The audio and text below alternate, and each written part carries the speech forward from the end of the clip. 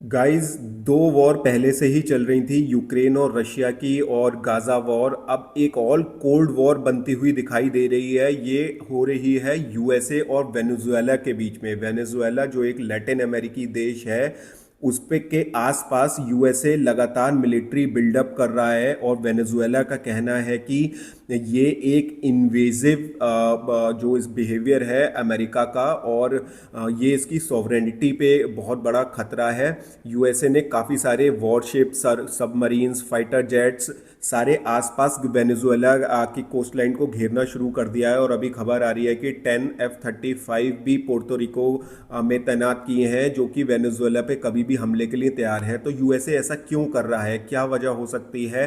Venezuela के आसपास इतनी मिलिटराइजेशन क्यों हो रही है? तो गाइस, यूएसए का जो कहना है वो ये है कि वेनेजुएला सपोर्ट कर रहा है कार्टेल्स को, जो कि ड्रग ट्रैफिक कराते हैं, ड्रग ट्रैफिकिंग के लिए यूएसए में। तो यूएसए में ड्रग्स की बहुत बड़ी प्रॉब्लम है और इसी को यूएसए का जो ट्रम्प एडमिनिस्ट्रेशन है ब्रेक करना चाहता है। इसीलिए उसने काफ़ी सारी अभी बोट्स को भी टारगेट किया था जो कि वेनेजुएला की थी। रिसेंटली 11 वेनेजुएला के सिटीजन्स की डेथ हुई थी। और वेनेजुएला का इसमें यह कहना था कि वो ड्रग कार्टेल के लोग नहीं थे, बल्कि वेनेजुएला के नॉर्मल सिटीजन्स थे। और ये भी कहा था कि ये जो बोट थी ये इंटरनेशनल वाटर्स में थी और इसमें यूएस का हमला नहीं बनता था। वहीं यूएस का कहना था कि अगर उन्हें इंफॉर्मेशन मिलेगी कि ये ड्रग कार्टेल के लोग हैं तो वो कहीं भी हमला करेगा। तो यही पॉइंट है जिसमें दोनों देश आमने सामने आके खड़े हो गए हैं। अब जो वेनेजुएला है उसका जो प्रेसिडेंट है वो ये कह रहे हैं कि जो यूएसए है वो उनकी रिजीम चेंज करना चाहता है, और कोई और कारण नहीं है। और जो वेनेजुएला है वो ऑयल रिच कंट्री है, बहुत ज़्यादा ऑयल है वहाँ पे, और अभी उसकी इकोनॉमी वैसे पहले से बहुत ज़्यादा स्ट्रगल कर रही है। और अगर फुल आउट वॉर ब्रेक होता है तो वेनेजुएला के लिए बहुत प्रॉब्लमेटिक एक चीज़ हो जाएगी। तो इन सब चीज़ों को ध्यान में रखते हुए अब जो वेनेजुएला है वो रशिया और चाइना से मदद मांग रहा है, और वेपन्स भी कह रहा है कि उसको दिए जाएं, और ईरान से भी उसने मदद मांगी है। तो अगर ये टेंशन और ज़्यादा बढ़ती है तो ये जो करेबियन और वेनेजुएला के आसपास का एरिया है ये काफ़ी अनस्टेबल हो सकता है। अलावा Russia has warn USA against any military adventure in Latin America. तो ये जो है अब रीजन काफ़ी ज़्यादा कॉन्फ्लिक्ट के तरफ बढ़ता हुआ दिखाई दे रहा है। अब यूएसए जो एनालिस्ट कह रहे हैं, जो एक्सपर्ट हैं, कि फुल टाइम वॉर पे तो नहीं जाएगा, बट वो कार्टेल्स और ड्रग कार्टेल्स पे हमला कर सकता है। इसके अलावा वो कुछ जो उसकी ऑयल साइट्स हैं उसको टारगेट किया जा सकता है, बट फुल स्केल वॉर होना यहाँ पे इम्पॉसिबल सा लग रहा है। तो हाई रिस्क ऑफ एस्केलेशन है, कोई भी छोटी सी मिस्टेक फुल स्केल वॉर पे जा सकती है। तो इसमें गाइस क्या लगता है आपको, ये एक नया कोल्ड वॉर स्टार्ट हो रहा है? अब स्ट्राइक्स के अलावा वेनेजुएला को कहाँ यूएसए हिट कर सकता है, वो है उसकी ऑयल साइट्स और उस पर सेंक्शन लगाना। अब देखिए, वेनेजुएला की जो इकोनॉमी है वो ऑयल पे डिपेंडेंट है, क्योंकि वो एक ऑयल रिच कंट्री है। अगर यूएसए वेनेजुएला से वैसे ही काफ़ी कंट्रीज़ को, अपने दोस्तों को ऑयल नहीं खरीदने देता, और अब अगर डायरेक्ट सेंक्शन लगाएगा तो वो कंट्री ऑयल एक्सपोर्ट कर ही नहीं पाएगी।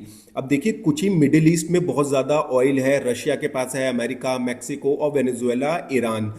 अब यूएसए क्या कर रहा है, सब पे एक के बाद एक सैंक्शन लगाता चला जा रहा है। पहले उसने रशिया पे, ईरान पे सैंक्शन लगाया, इंडिया ने वहां से ऑयल लेना बंद किया।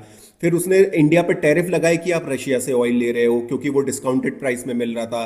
तो इंडिया पे टैरिफ सिर्फ इसलिए लगाया है कि हम रशिया से ऑयल परचेज कर रहे हैं, ईरान से भी हम ऑयल परचेज नहीं कर सकते हैं। अब क्योंकि इनकी वेनेजुएला से नहीं बन रही है, तो अब इंडिया वेनेजुएला से भी ऑयल परचेज नहीं कर पाएगा। ये मैंने अपनी पहले की वीडियोस में भी काफ़ी बार कहा है कि जिस भी देश से अमेरिका की नहीं बनती है वो चाहता है कि पूरी दुनिया उसको बॉयकॉट करे। लेकिन अब आज की जब तारीख में, जब इतनी जियोपॉलिटिकल अनसर्टेनिटी पूरी दुनिया में चल रही है, तो कोई भी देश अपने आप को सिक्योर करने के लिए ऑयल कहीं से भी परचेज करेगा। आपने कहा ईरान से नहीं परचेज करो, इंडिया ने नहीं किया, बट रशिया के साथ इंडिया के टाइज बहुत स्ट्रांग रहे हैं और रशिया ने ह्यूज डिस्काउंट दिया, तो इंडिया ने परचेज किया। आपने टैरिफ लगाया तब भी इंडिया कॉन्टिन्यूसली परचेज कर रहा है। अब आपने दो उनकी रोजनेफ्ट और लूक ऑयल पे सैंक्शन लगाया, अब इंडिया जहां तक है कट करेगा ऑयल परचेज। लेकिन अब वेनेजुएला, जो कि एक बहुत बड़ा एक्सपोर्टर्स रहा है ऑयल का, अब ये लोग उस पर भी सैंक्शन लगाएंगे। तो गाइज आप बताइए कि अगर अमेरिका की क्या ये दादागिरी चल रही है कि जिससे वो चाहेगा बाकी की कंट्रीज उससे बिजनेस करें, जिससे वो नहीं चाहेगा वहां पे ना करें। तो यही चीज रशिया और चाइना नहीं करते हैं, इसीलिए वो दूसरे ब्लॉक में आके खड़े हो गए हैं, वो अमेरिका के दुश्मन है। अगर आपको अमेरिका की गुड बुक में रहना है तो उसके पाकिस्तान की तरह पैर दबाने पड़ेंगे, उसकी लुल्लु चुप्पो करनी पड़ेगी जैसे कि पाकिस्तान करता है, तो आप अमेरिका की गुड बुक्स में है। और अगर आपने अपना स्टैंड ले लिया, आपके पास बैकबोन है, तो फिर आपके जो लिए टैरिफ की एक बड़ी दीवार वो खड़ी कर देगा। तो ये आज का जियोपॉलिटिकल सिनेरियो चल रहा है।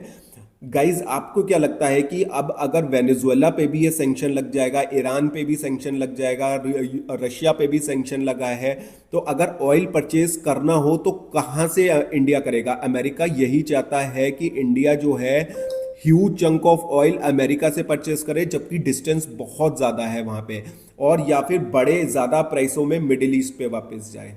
जय हिंद, जय भारत।